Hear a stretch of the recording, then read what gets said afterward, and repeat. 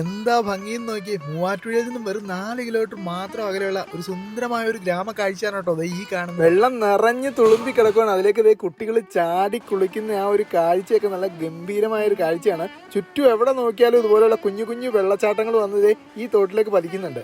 ഈ കാണുന്നത് ആട്ടായം ചിറയാണ്. നമ്മുടെ മൂവാറ്റുപുഴയ്ക്ക് അടുത്തുള്ള പായിപ്ര പഞ്ചായത്തിലാണ് ആട്ടായം ചിറ സ്ഥിതി ചെയ്യുന്നത്.